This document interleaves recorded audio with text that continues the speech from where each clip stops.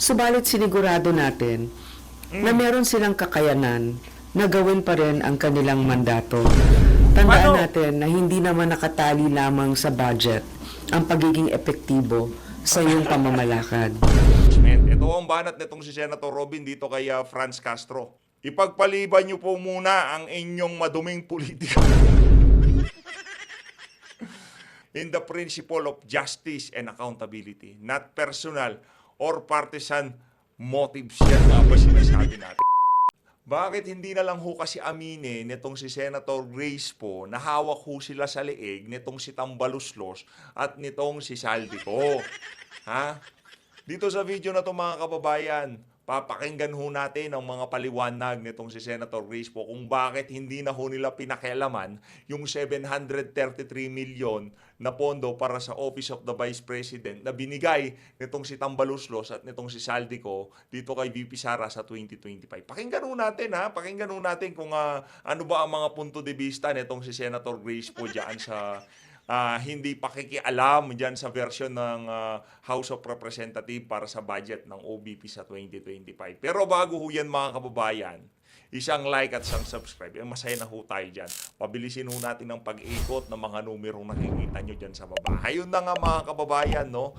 Wala ho tayong maraming pag-uusapan dito sa video na to. Magpo-focus ho tayo sa impeachment nitong si BP at itong mga punto de vista nitong si Senator Jinggoy Estrada, nitong si Senator Robin Padilla at itong mga banat na to ni Franz Castro kaugnay ho dyan sa impeachment na yan at yun ngang sagot nitong si Senator Grace po. Umpisaan na ho natin mga kababayan dito kay Senator Jinggoy Estrada. Ang sabi ho nitong si Senator Jinggoy Estrada, impeachment. Ito ho kasi meron ho kasaysayan itong mga to. Kumbaga, nare-reminis ho nitong Senator Jinggoy. Di ba?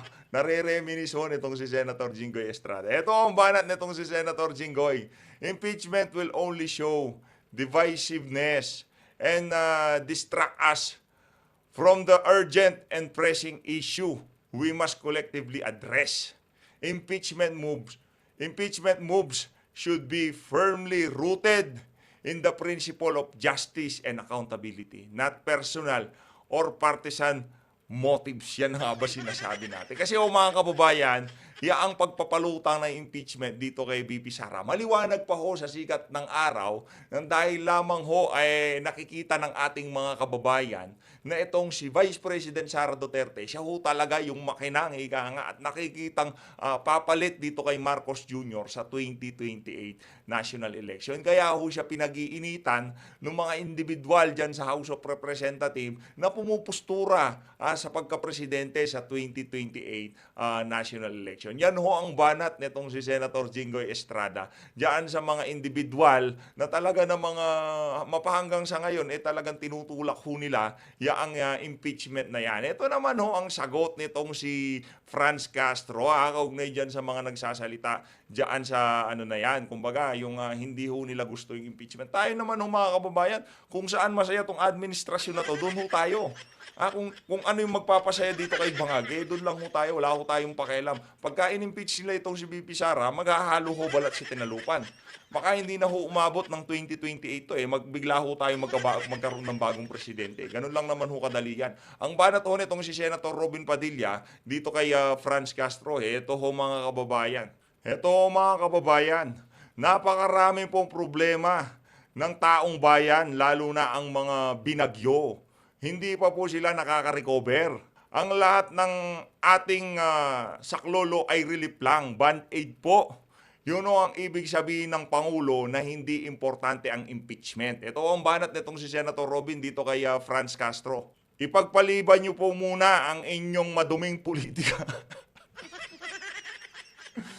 Nagsalita na po ang ombudsman, walang pwedeng ikaso. Yun ho ang banat nitong si Senator Robin dito kay Franz Castro. Kasi ayaw pa ho talaga nilang tantanan itong si Vice President Sara Duterte sa kabila ng mga pronouncement nitong si Marcos Jr. Pero ano lang naman ho yun, maniobra lang ho yun. Diversionary tactics lang ho yun nitong si Marcos Jr. para malihis yung atensyon ng ating mga kababayan doon sa lumalaking pagkilos na nangyayari sa EDSA noong mga oras na yon. Ito ho mga kababayan, ang sabi nitong si Franz Castro.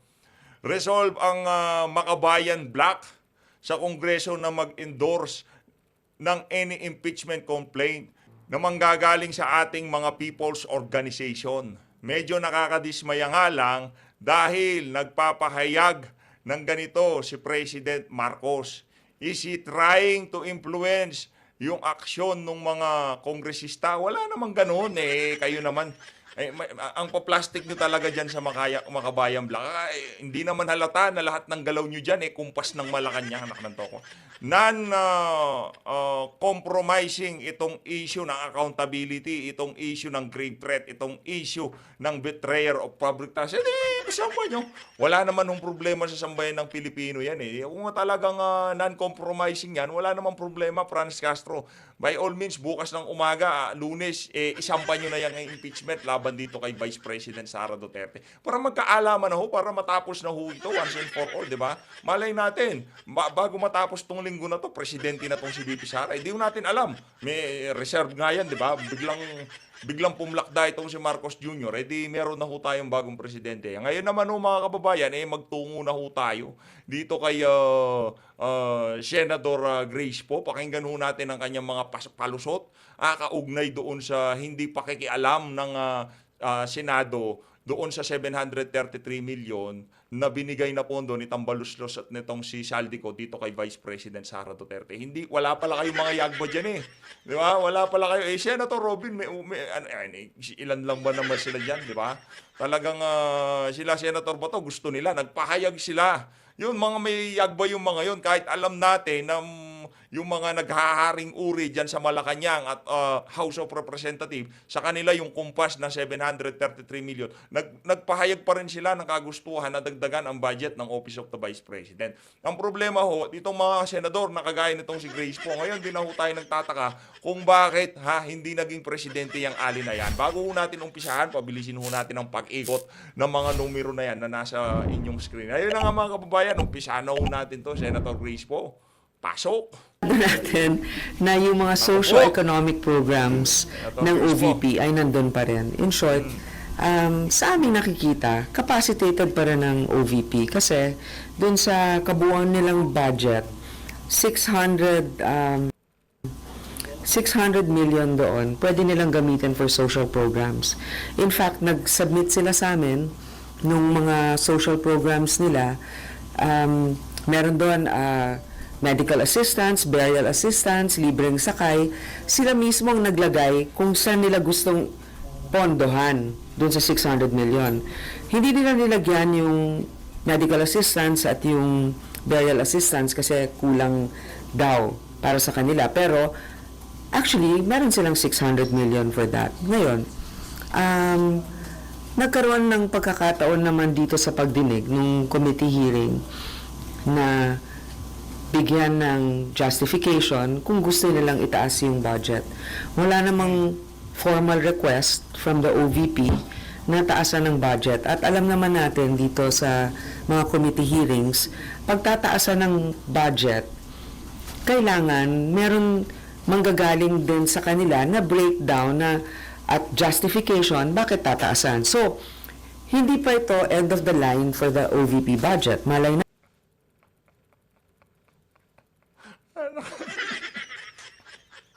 Mga kababayan, yung unang pagpunta dyan, itong si Vice President Sara Duterte, prinisinta niya ho lahat ng proyekto ng OVP. Kung maalala nyo yon, nung nagsagutan sila nitong si Risa Hontiveros, o magtaas ng kamay yung mga nakaalala nun, magtaas ng kamay. Di ba nagkasagutan sila, yung nakalimutan natin anong banat nitong si VP Sara kay Risa Hontiveros nun. Nagkasagutan sila, linatag ni VP lahat ng programa ng Office of the Vice President sa 2025. Kaya yung unang pondo, mahigit 2 billion dapat ang pondo. Ngayon, tinapyas dyan sa House of Representatives. At doon din sa House of Representatives, prinisenta din ho nitong si VP Sara yung mga programa na paglalaanan doon sa 2 billion.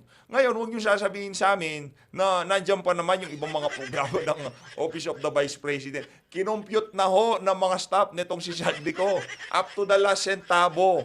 Yung sweldo ng mga tauhan ni VP at yun lang ho ang binigay nila. 733 million. Ikaw naman, Senator Grace po, naglulukuhan naman tayo dito. Wag naman hong ganon. Natin, pagdating sa BICAM, meron na silang formal request and written letter na nagsasabi Binibigay niya na nga sa inyo. Huwag mo nang hintayin yung written and formal request, Senator Grace po. Di ba linatag niya yung programa. Linatag niya kung paano popondohan, kung magkano ang kailangan. Actually, ang nagbigay ho pala nun, DBM Di ba? Sila yung inaprubahan ng DBM, yun ang budget ng Office of the Vice President. Tinanggap yun ng OBP. Ngayon, ang sinasabi nitong ni Senator Grace po, ihintayin daw yung formal request. Hindi na nga mangyayari yun. Hindi gagawin ni VP yun.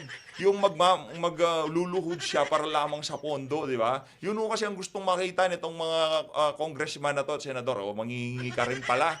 Angas-angas ka pa, dal ka pa, pupunta-punta ka rin pala para manghingi. Akala mo naman pera nila yung mga sabing gusto nila kasi kailangan talaga nila itong mga programang ito. Subalit sinigurado natin na meron silang kakayanan na gawin pa rin ang kanilang mandato. Tandaan natin na hindi naman nakatali lamang sa budget ang pagiging epektibo sa iyong pamamalakad. Doon pa lang ho, planchado na, kumbaga, napag-usapan na, bago BICAM, nag-meeting na sila. Senator Grace mo naman, bago pala BICAM, nag-meeting na ba kayo? Kasi yung mga litanya dito, kumbaga, magkalinya nitong mga congressman dyan sa hindi naman kailangan ng pondo para Nasa pagtutulungan rin yan sa ibang ahensya ng gobyerno. Kaya nga, pag sinasabi natin redundancy, halimbawa, yung mga assistance for indigents, yan talaga ay responsibilidad ng DSWD. Bakit natin tinitignan na hindi nagkakadoble? Kasi yung infrastructure niyan, halimbawa, yung pagdidistribute. Kakadiri ka, madam, makakadiri. Kakadiri itong si Grace. Magiging tuta ka lang pala ni Marcos, anak ng toko. Akala ko pa naman meron kang matapang ka Magiging pagka pala nahawakan ka sa liig ni Tambaloslos, di ka na makakapalag. Yung mga opisina sa iba't ibang lugar ng DSWD, naabot na yung ating mga kababayan dun sa mga lugar na yon. Kaya nakita rin natin na dapat kung meron isang mandato, hindi nagkakapatong-patong o nagdodoble. Ngayon ganito. O kung hindi pala nagdodoble, tanggalin na natin yung AX, tanggalin na natin yung tupad. Yung ho kasing tupad, yung paglilinis-linis nila sa mga stero, yung mga kanal-kanal, meron hong budget yung DPWH sa paglilinis ng mga kanal-kanal, ha? Ngayon, pinapatrabaho nila dito sa mga kababayan natin na to na binibigyan nila ng pera dyan sa tupad na yan, meron hong pondong nakalaan para linisin yung mga kanal na yon, mga buwisit kayo. Anong nagkakapatong-patong? Baka nininenok nga yung pondo sa paglilinis ng mga stero at mga mga karsa-karsada O saan napupunta yung pondo na yon? Di ba pinapalinis yung sa mga kababayan natin sa tupad-tupad, yung pawalis-walis ng 3 minutes, tapos pipicture-picture, tapos meron na 5,000, ganon? Anak ng toko, lokohan na, ito harapang panluloko sa sambayan ng Pilipino. Ang tanong dito, ganun-ganun yun lang ho ba tatanggapin itong mga ganitong banat nitong mga politiko na to? Kesyo redundant daw yung mga ayuda-ayuda na yan. Ano redundant? Pati nga trabaho ng DPWH, pinatrabaho nyo sa mga ordinaryong Pilipino, tapos bibigyan nyo sila ng pera. Saan napunta yung pondo para doon sa trabaho na yun? Yung ibang concerns ng mga kasamahan natin sa Senado, sinasabi, paano tayo were elected officials. Nilalapitan tayo ng ating mga kababayan, humihingi ng panglibing o kaya panggamot. Tumutulong tayo, meron tayong kapasidad na gawin yon.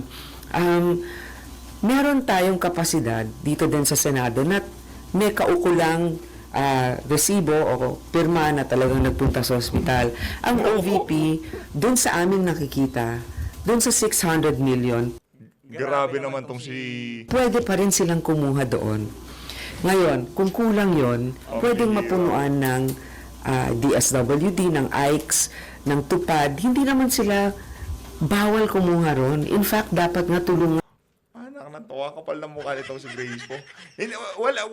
Parang hindi naman ikaw yung chairperson nung pinaliwanag ni VP Sara na yung mga rene-recommenda niya sa DSWD bumabalik sa opisina niya. Ano na ho yan harapan kasinungalingan na yan. Senator Grace po, sa totoo lang ha, napakasinungaling nyo ho.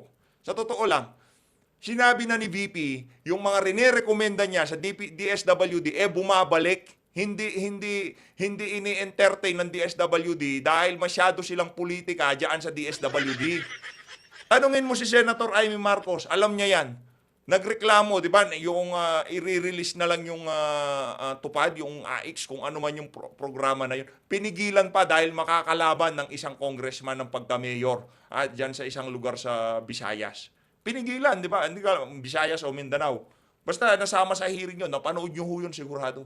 Tanungin mo si Senator Amy, ano ba ang dahilan kung bakit gumawa ng mga ganyang klaseng programa ang Office of the Vice President? Anak ng tokal, luloko yung taong bayan eh. sila para mas maabot pa ang mas marami nating mga kababayan. Ma'am, walang kinalaman yung mga naging attitude niya, mga statements niya the past week, especially nung weekend. Grabe naman tong media na to. Attitude. Ikaw ba naman ang dinudurog sa nakalipas na 2 taon, sasabihan mo siya ng attitude? Isang beses sila nagsalita ang attitude na kagad. Walang hupay siyang dinudurog sa mainstream media at social media. Sumagot lang siya ng isang beses, attitude na kagad. Anak na. Sa naging desisyon po ng mga senator. Well, kung naalala ninyo, doon sa ating committee report, hindi pa nangyayari yung malaking kaganapan nitong mga nakaraang araw. Yun na talaga yung committee report ko. Kasi nga, wala namang formal request na taasan at walang formal request. Alam nyo na kailangan ng OVP yun. Pero hindi nyo lang makana itong si Tambaluslos, hindi nyo lang siya kayang kanain. dun sa nakita ko, yung social economic projects ay pwede pa rin nilang gawin. Okay, ngayon, kung kulang yon, hinihintay namin sa kanila yung formal request. Wala naman, siguro marami na silang mga napapagdaanan or hindi nila na-sumite ng formally or informally sa amin. Marahil nabanggit nila sa inyo, pero sa amin, kailangan official. Ngayon, nung nagkaroon kami nga ng pagpupulong, remember, we're governed by rules, procedure, and tradition. So, doon sa aming pagpupulong, nag-caucus yung mga senador at na-explica ko sa kanila. Ito, pwede nilang gamitin para dito. Ngayon, kung kulang, kailangan ma-justify na hindi ito doble sa ibang mga programa. As I said, Wag na natin palakihin tong issue na to. Tapusin nyo na ho, pirmahan na. Kung yung nagpapatagal lang dyan sa budget na yan, yung Office of the Vice President, tigil-tigilan nyo ho yan. Tigil-tigilan nyo yan, Senator Grace po. Di natin malaman, baka talagang ginawa niya para makapagpabida lang kayo dyan sa ano na yan, dyan sa press con na yan. Napakalinaw na kailangan ng OVP ng budget na yan. Anong ginawa nyo? Dahil walang request, binibigay na nga ho sa inyo. Ilinatang niya ang programa. Ano pa ba kailangan yung request? Anak ng toko, naglatag na siya ng mga programa ng Office of the Vice President. Ano pang request ang kailangan nyo? when deciding the budget, it's always a duty and a privilege to do or to allocate the very limited resources of our country. So, Very limited resources. Isang pamimigay ng ayuda, 3 billion. Very limited resources. Sigurado ka, madam? Okay ka lang ba, madam? Very limited resources, kaliwat kanan na akap ayuda yung pinamimigay ni Tambaluslos. Madam, ayusin nun natin. Naku, masusoplak na naman kayo sa social media niyan. Hanggain din natin yan sa mga tunay na pangangailangan natin pagdating sa kalusugan, edukasyon, at seguridad. Diba? Bilang sa dapat ma-justify ng OVP yung kiniklaim nila na may about 200 na mga empleyado mawawalan daw ng trabaho. Ang mga yun kasi ganito, pag nagkakaroon ng mga satellite offices, yun nga, pag wala ka talagang infrastructure, katulad ng DSWD, kukuha ka ng mga job orders, kukuha ka ng mga temporary workers. Now, we're trying to veer away from that, in fact. That's why, yung mga plantilla naman nila, Wala na ho. Pati ang Senado, ano na ho, kumbaga, nakachaching na sila, kaya ganyan na silang magsalita dito kay Vice President Sara Duterte. No, sana pero wag na lang ho kayo maging Vice President dahil baka maging perwisyo lang ho kayo sa bayan ng Pilipino. Diyan na lang ho kayo sa Senado. Diyan pa nga lang sa Senado, wala kang pakinabang sa inyo. Pa rin. Remember, we are looking at the mandate and the office, not the personality. Okay? Tapos ang isa pa, we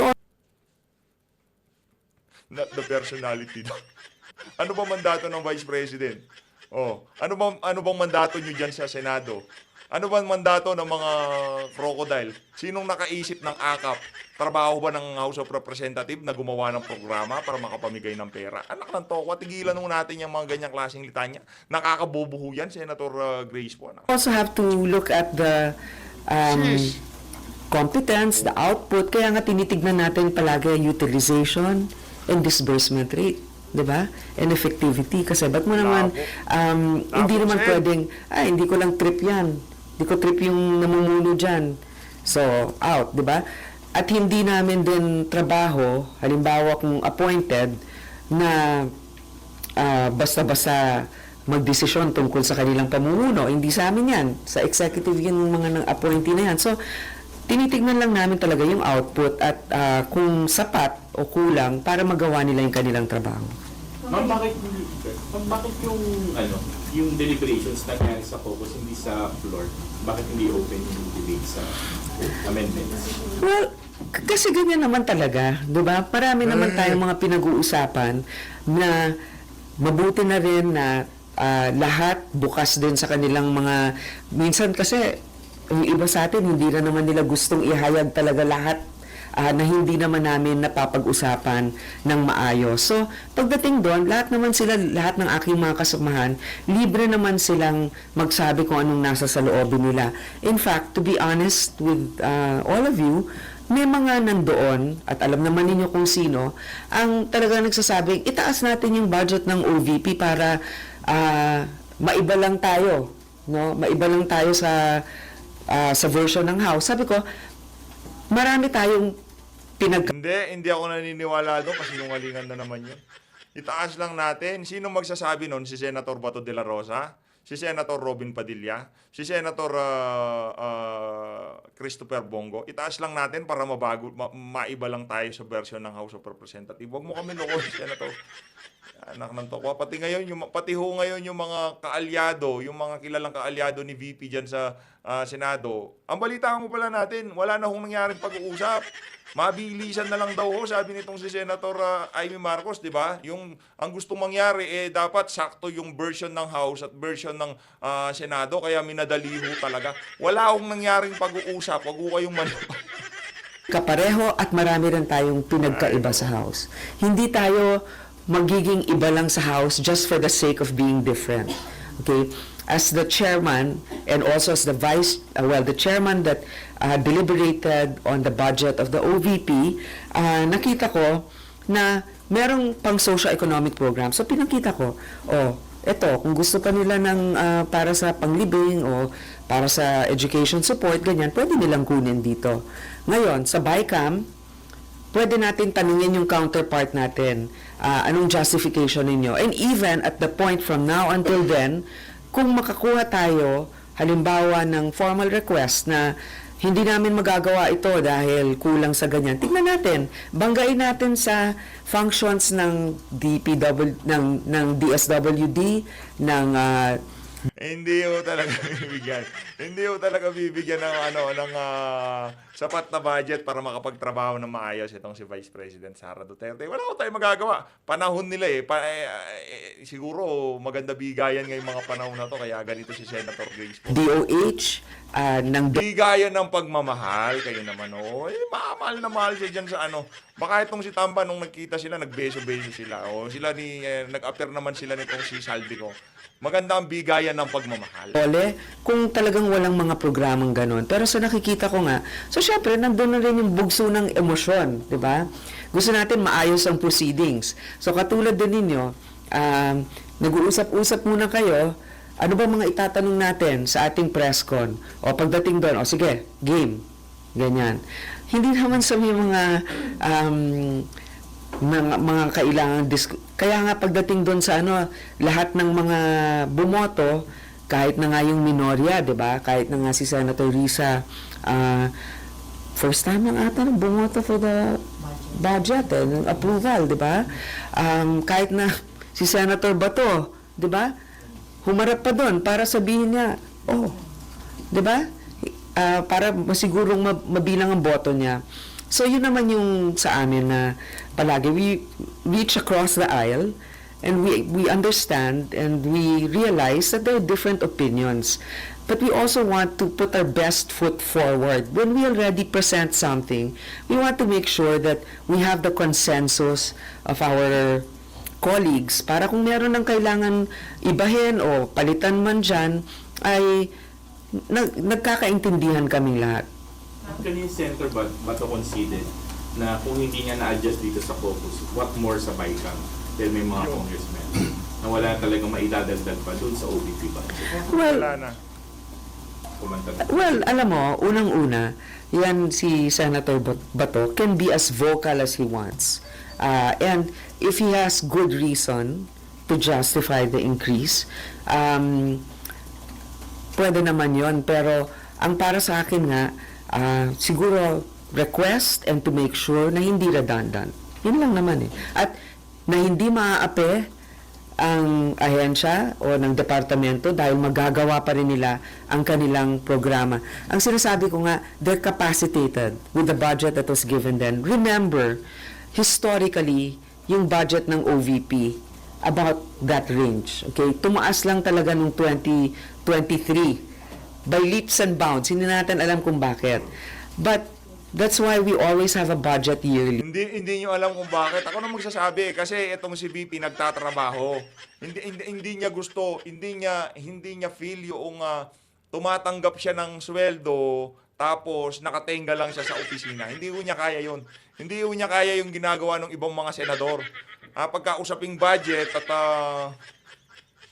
pagkausaping lobbying, doon lang sila talagang alisto, no? Hindi ganun si VP, kailangan nagtatrabaho siya. Yun ho ang kaibahan ninyo, Senator Grace po, dito kay Vice President Sara Duterte. Because we have to evaluate, is it really the right figure that we have given them in the past? What have they done with it?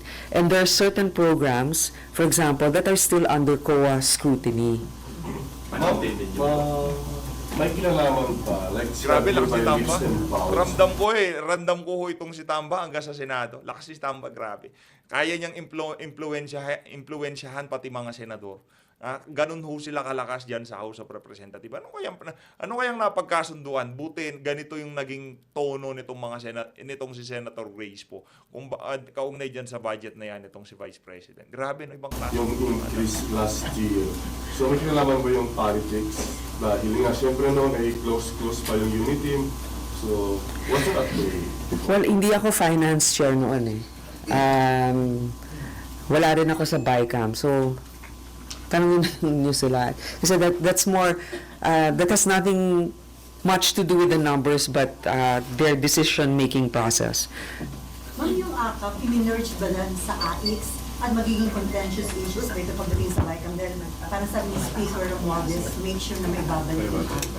Well, alam mo, kaya rin naman namin, through the Vice Chair Finance, Senator Amy, ang ginawa dun sa AKAP, okay, kasi nga hindi namin masyadong maintindihan yon. So magandang pagdating sa BICAM ay malinawan, mabuti ng House, bakit importante ito at hindi ito umuulit lang sa isang proyekto ng gobyerno o isang programa. Ganito yon. So yung AKAP, imbis na naging AKAP dito sa Senado, naging additional pondo para sa senior citizens retirement pension, naging additional pondo sa Kalahi SIDS kung saan merong college assistance, merong child care assistance, naging additional pondo para sa livelihood programs. Pinamigay din ho bilang ayuda pero hindi si BP ang mamimigay. Dapat administrasyon ibangat ang mamimigay. Farmers and fisher folk.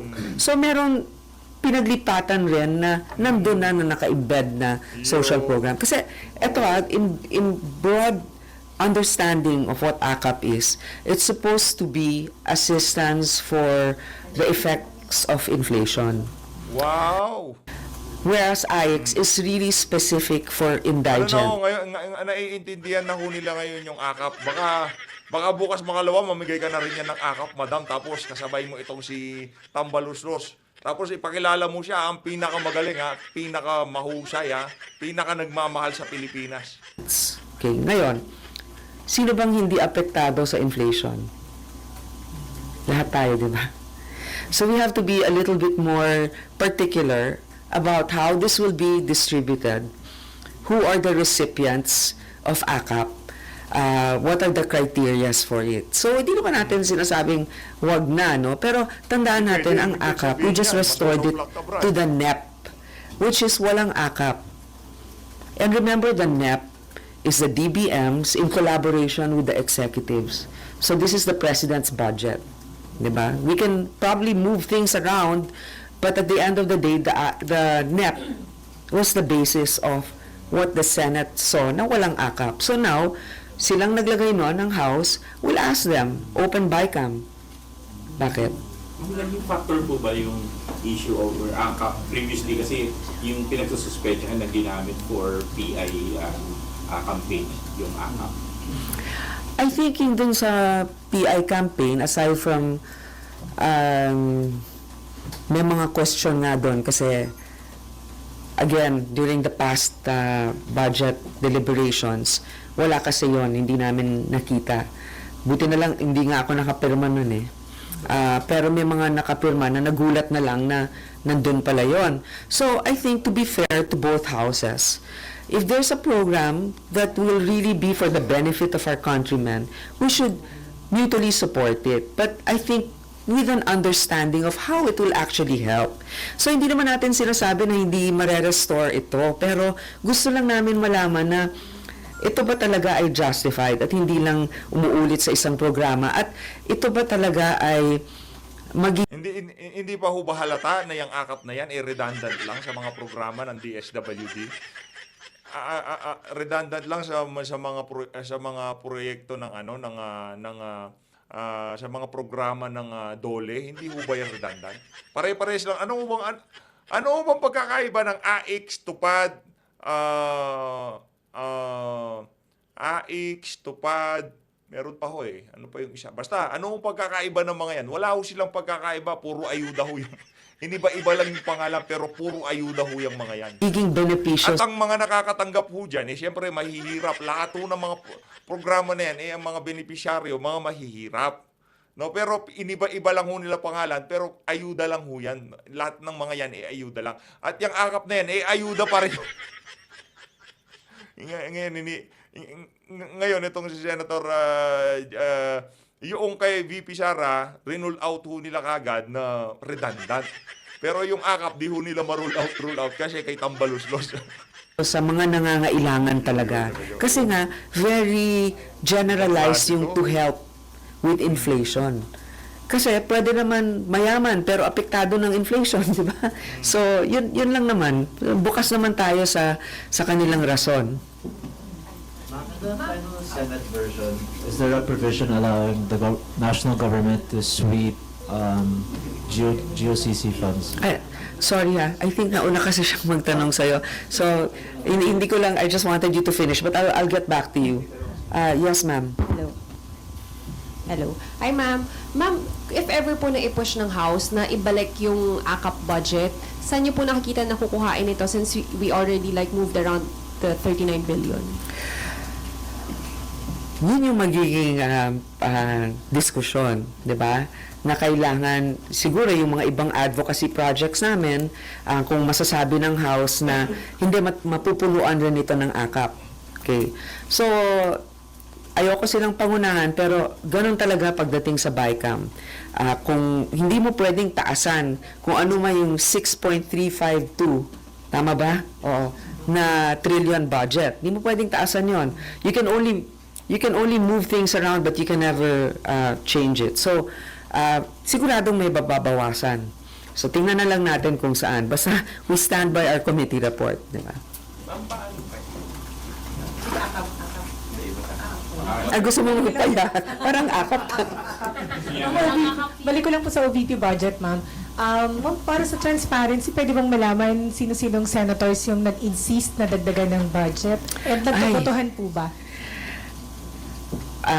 Basta we had a mutual agreement that I was already going to present the findings, the committee report, and we're going to vote on it, di ba, on second and third reading.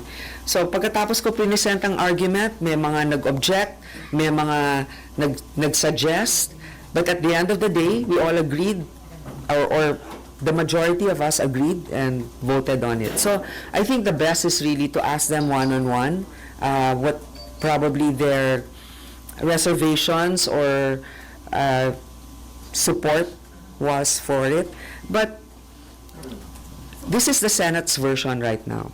And we agreed, we had a consensus. So nagbotohan, ma'am, sa... Walang botohan. Parang, wag na tayong, anong opinion mo, ganyan. And then in the end, parang, okay na. Hindi Okay. ganito, okay na ba yan? Magiging masaya na ba ho tayo lahat dyan? Para sa mga re-electionists, okay na yan, okay na tayo dyan. Okay na, pagka nag-okay na. Ganun lang naman ho yan. As always, maraming salamat ho sa pagsuporta sa PH Update. Mag-ingat ho kayo lahat. Mahalin natin ng Pilipinas. Senator Grace, ikaw ibang klase ka. Yung mga umabot sa bahagi ng video natin na to, kung di pa ho kayo nakapindot, pindutin nyo na po yan. Mabilis lang yan. Maraming salamat ho mga kababayan. Mahalin natin ng Pilipinas.